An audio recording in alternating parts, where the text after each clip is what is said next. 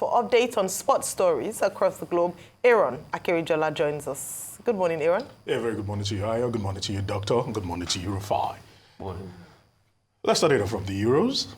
Of course, the gift that keeps giving. And we started off today, that particular very, very pulsating fixture between three Lions of England and the Orange of the Netherlands.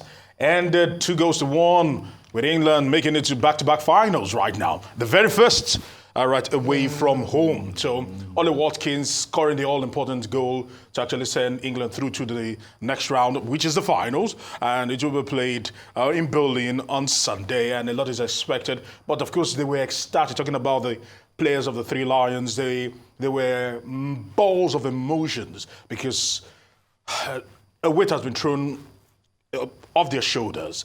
They've stunk through the tournament, I must actually say. Not playing really well, but Gareth Southgate was praised yesterday for his ability to be able to move things around and also shuffle things around. That saw Ollie Watkins and also Cole Palmer come in to provide the assist and the goal for that particular one. But the Dutch are left reeling and fuming and furious, almost foaming from the mouth as they claim that the referee on the day, Felix Zweier, probably favored the English more than the Dutch. Questionable calls, of course, stemming from this particular one with Harry Kane. And there are talks that this is not a penalty. That's what the Dutch are saying. And this is what Virgil van Dijk said after the game. He says it all. When I went to the referee after the game and tried to shake his hand, and the referee wouldn't even have any of that. And he wasn't entirely happy. He was carded during the game. But ultimately, as he played out, Zweier, who had been having controversial issues surrounding his name and his time as a manager, because at some point he was fingered for match fixing, but that was back in the day, and that dominated headlines before this particular game. Ultimately, it came down to this particular moment. He adjudged it to be a fair challenge, but the VAR said, go to the room, go to the monitor, and ultimately he overruled his initial decision.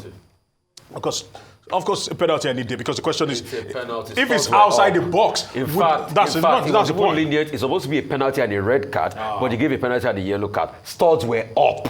Studs were up. The guy was bro bound. It's a penalty. I beg you. Okay, so moving away from that, on Sunday, like we said, in Berlin, at the Olympic Stadion, it will be the best team in this tournament so far, the most lethal team in this tournament so far. And some will call it fan favorites, talking about the Three Lions of England. So let's say the La Fioruva go against the Three Lions in a winner takes it all. Yeah. Spain versus England. Away from that, let's go to the Copa America. And this morning, Colombia decided to do one better over the Uruguayans, and they will be playing in the finals against Argentina. The Albiceleste had actually punched their way through to the finals, and Colombia had to overcome Uruguay on the day. One goal was enough for the traveling fans that came all the way to the USA to actually make this happen. And I must say that controversial moments actually ensued. But first of all, one man, James Rodriguez, who has had 6 assists in this particular competition, which is more than what Lionel Messi has actually had in previous competition, setting that particular bar very high. They were actually very, very emotional after the final whistle had actually been blown. So as it stands right now, it will be Argentina against Colombia. Let's see how that one plays out. But in the meantime, there were some ugly incidents after the game, as Uruguay players actually went after Colombian fans. Colombian fans, and this is what CONMEBOL actually released. They released a statement condemning that particular act of violence. It was a show of shame. You would have expected the Uruguayan players to comport themselves more than they did on the day, but they said it was provocation from the fans and the family of the Colombians that led to this particular brawl that saw the man talking about Darwin Nunes at the heart of all that actually happened, and literally a show of shame, I must actually say. Away from that, finally on the Copa America, Greg Berhalter, the coach of the U.S. men's national team, has been fired. He's been told, thank you very much for a job well done. Of course, the man actually holding a very, very despicable record, because he becomes the first coach to be eliminated from the group phase as host. So he would have to find jobs somewhere else. But as we actually build up to the Olympics with about 2 weeks to go.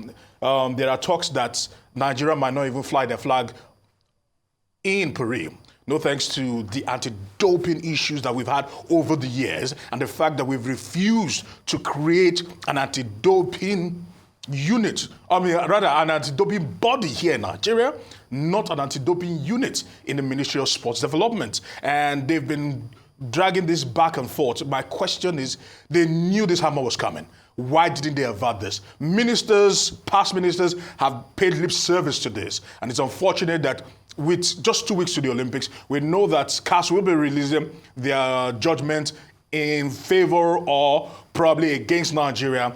And right now we have to hold our breath. But the NOC are saying, no Rex, no problems. We are sure that we will be able to have this decision go our way. And then we'll be able to have Nigeria's flag being hoisted if we win medals at the Olympic. Nigeria's anthem being playing if we win medals at the Olympic. And more importantly, we will not go as neutrals.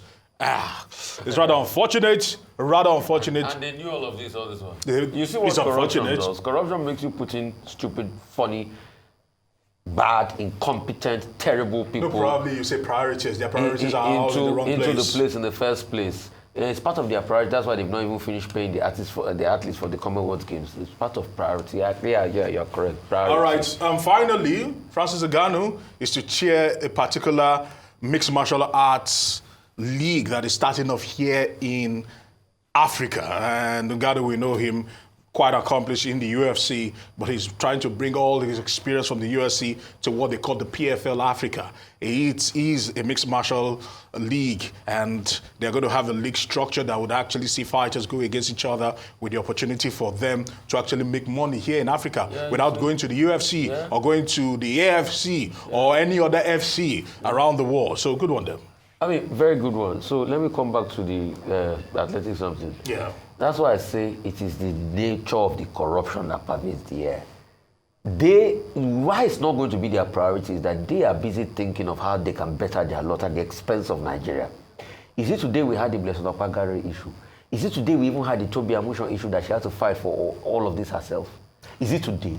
No, so they will not prioritize because they are busy prioritizing other things to be able to come into their lots. No, we would have expected that the IAU, after the IAU sanction and hammer at the last Olympics 3 years ago, where they stopped well over 10 athletes from participating, that they would take this particular issue seriously because part of that is linked to this. But it's unfortunate. Aaron, people that have not been able to pay athletes that went to Commonwealth Games.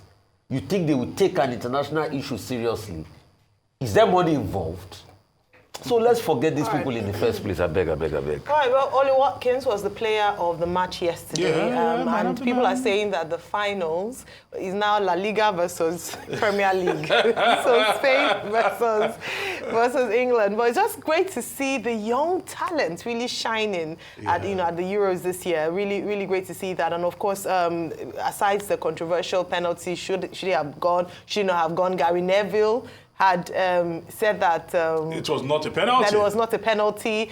Some other England fans had also said so, and of course Coleman had also said it wasn't. But people have said it was fair and square. VAR saved the day. But it was great to see that that's the stuff that football is made of. And yes, that's it why was. Yes, it was. Pulsating game. 90th minute, and then just sealing that in, and you could see the defeat already on the players, on the Danish players once that ball hit the net by Watkins. So congratulations to the England fans. But very importantly is that will they scale through? Can they match up to Spain? I tried to ask Esther and it's like, Spain is going to decimate.